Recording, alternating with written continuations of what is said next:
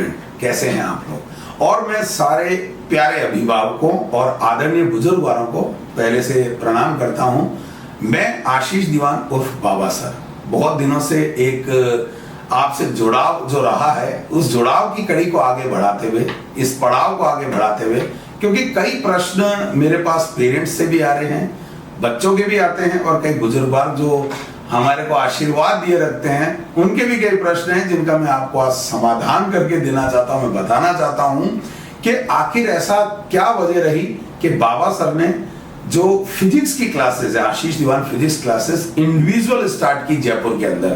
पहले तो बात आती है कि सर आपका ये सफर कैसा रहा। तो बच्चों, सबसे पहले तो मैं आपको ये बताना चाहता हूँ, वैसे आप सब जानते हैं मुझे, मोस्ट ऑफ जितने भी सोशल मीडिया है, जितने भी सोशल हैंडल है, वहां पर मैं सब जगह हूँ। तो मेरा नाम आशीष दीवान और बाबा सर, मैं ex HOD Allen Kota, ex HOD career point Kota, और ऑनलाइन का जो देश के अंदर लार्जेस्ट प्लेटफॉर्म है अनअकैडमी, उसमें मैं ऑनलाइन में टॉप 3 एजुकेटर में भी रह चुका हूं, और इसके अलावा मैं सीकर सेंटर पे अनअकैडमी में एकेडमिक हेड भी था। तो बच्चों, मुझे पढ़ाते हुए जेई के हो, नीट के एस्पिरेंट हो, मतलब 1000 से भी ज्यादा, वैसे तो लाखों में हो चुके होंगे, पर जो सिलेक्शंस हुए हैं वो मोर देन 1000, मतलब नंबर ऑफ 1000 में सिलेक्शंस करवा चुका हूं। और मैंने बच्चे की नब्ज, बच्चे के साथ में 25 साल से जब इतने बच्चों के साथ रहते हैं, तो बच्चों में आने वाली प्रॉब्लम्स जो हैं उसको मैंने डिटेक्ट किया, और उसके बाद उसका हमने समाधान निकालने की कोशिश भी की। तो सबसे पहले तो मैं आपको अपना सफर बता देता हूं कि मेरी एजुकेशनल जो बैकग्राउंड रहा वो क्या रहा। मैं खुद बैचलर ऑफ इंजीनियर हूँ, जो बिल्कुल इक्विवेलेंट होता है बीटेक के बराबर। मैं माइनिंग में इंजीनियरिंग कर चुका हूँ और मैं उदयपुर से पास आउट हूँ। वैसे मैं बाई बॉर्न सीकर का हूँ, और मेरी पढ़ाई लिखाई बीकानेर हुई, क्योंकि मेरी मदर गवर्नमेंट टीचर थी बीकानेर के अंदर ही। तो जब मैंने डिग्री की, जब मैं पढ़ता था 11th-12th के अंदर, तो बच्चों सबसे बड़ी जो चीजें मैंने फेस की, हालांकि मैं तो इंजीनियरिंग स्ट्रीम से था तो मुझे तो ज्यादा दिक्कत नहीं आती थी, पर फिर भी मेरे साथ वाले कई बच्चे थे फिजिक्स को लेके बहुत रोआ करते थे। ऐसा नहीं था, 10th के अंदर बहुत अच्छे मार्क्स थे, मोस्ट ऑफ जो हमारा ग्रुप था उसमें सबके अच्छे मार्क्स थे, मेरे थोड़े से कम थे, खैर वो चलता है। पर बच्चे में जो सबसे बड़ी मैंने मेडिकल एस्पिरेंट के अंदर प्रॉब्लम देखी, मतलब बाल्यकाल से बता रहा हूं मैं, बाकी तो मैंने देखी, तो बच्चा फिजिक्स से डरता इसलिए नहीं है कि बच्चे को आता नहीं है, बच्चा डरता इसलिए क्योंकि जो आसपास का एनवायरनमेंट है, जिन्होंने कभी फिजिक्स ही नहीं पढ़ी हुई है, सिर्फ वो ये पूछते हैं बेटा क्या कर रहे हो, और बच्चा बोलता साहब मैं नीट की प्रिपरेशन कर रहा हूँ, तो हाथ कहते अरे यार बेटा नीट की प्रिपरेशन तो कर रहे हो, पर यार फिजिक्स में बहुत दिक्कत आएगी। अब वो बच्चा जिसको सब कुछ समझ में आ रहा था, उनके एजुकेटर बहुत अच्छा पढ़ा रहे हैं, वो जिस भी संस्थान में पढ़ रहे हैं वहां बहुत अच्छा हो रहा है, लेकिन बच्चे के अंदर एक बहुत बड़ा कॉन्फिडेंस लूज हो गया, उसको लगा ले यार फिजिक्स तो मुझसे नहीं होगी। और इसके साथ साथ एक आधी बात और हो जाती है कि भाई वो पेपर देता है, पेपर देते ही मान लो बाई चांस कोई कंसंट्रेशन खराब होगी तो उसके पेपर में नंबर कम आ जाते हैं, तो वो जो बात थी वो सच हो जाती है, और बच्चे को फिजिक्स का जो हुआ है, जो उसके दिमाग में एक नया फंबल क्रिएट हुआ, वो तैयार हो जाता है। तो बच्चों, फिर मुझे ऐसा लगा कि क्यों ना फिजिक्स को बड़ा एक जबरदस्त फनी स्टाइल में पढ़ाया जाए, उसको हमारी डेली लाइफ के अंदर जो एग्जाम्पल्स है उससे फील करवाया जाए। और कई डायलॉग्स ऐसे होते हैं जिससे बड़ी जल्दी याद होती है, तो मैंने इन सब पर खूब जोर लगाकर, मतलब बहुत अच्छी एक अलग तरीके से मैंने इसकी डायरेक्शन खुद ने मैनेज की, और बीकानेर में मैंने पहले इंडिविजुअल फिजिक्स पढ़ाई। पर मुझे लगा कि हो सकता है कि मेरी ये जो नॉलेज है, मतलब कई बार होता है ना आदमी को खुद के अंदर अपने आप ही एक प्राउड फील होने लगता है, तो मुझे लगा शायद मैं एक लिमिटेड रीजन के अंदर अपनी नॉलेज को मैं आगे दे रहा हूँ। तो फिर मुझे लगा कि अपन चलते हैं कोटा। तो कोटा कैरियर पॉइंट में मैं स्टूडेंट रह चुका हूँ, मैं एलिन में भी रह चुका हूँ, और तो फिर मैंने कोटा में मूव किया और मैं कैरियर पॉइंट में चला गया। और मैंने आप जैसे बच्चे मिले मुझे काफी, क्योंकि वहां पर तो हिंदुस्तान का, इंडिया का स्टाफ मिला, और मैंने उनके साथ साथ लग के खूब कई चीजें देखी मैंने कि बच्चे को क्या प्रॉब्लम आती है, उनको पर्सनल लेवल पर क्या चीजों की जरूरत पड़ती है। इसके अलावा जब मैं कैरियर पॉइंट एलन दोनों जगह रहा, बच्चों के मतलब बैचेस काफी बड़े बड़े भी रहे हमारे, तो मुझे कई बार ऐसा लगता था कि भाई हो सकता है आखिरी बच्चा जो बैठा हो उसे हम चाहे कितना भी दबंग स्टाइल में माइक में पढ़ा रहे हो, पर उसके अंदर कहीं ना कोई हिच तो रहती होगी। ऐसा नहीं है कि भाई कोटा में मैंने बड़े बड़े बैचेस पढ़ाए मैंने। जब सीकर गया तो सीकर में मैंने बड़े बड़े बैचेस पढ़ाए। पर ये ऐसा लगता है कि बच्चे के अंदर एक खींच होती है, एक बच्चे में घबराहट होती है, एक बच्चे के अंदर शर्म होती है, और वो बच्चा सबके सामने कई क्वेश्चन पूछ ही नहीं पाता। और मुझे लगता है अगर आपको नीट की प्रिपरेशन में, स्पेशली नीट की बात कर रहा हूँ, इसका मतलब ये नहीं है कि मैं सिर्फ नीट ही पढ़ाता हूँ, मैं जेई भी पढ़ाता हूँ। मैं पुराना ट्रैक रिकॉर्ड मेरा AIEEE जेई मेंस और इन्हीं में रह चुका है।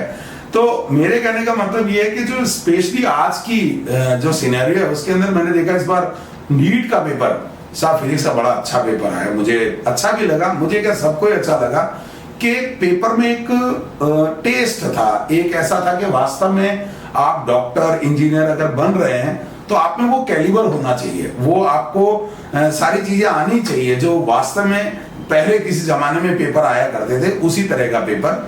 तो मैं अपने इस चीज को आगे बढ़ाता हूं कि बच्चे को सही में पर्सनल लेवल पर मेंटरशिप चाहिए।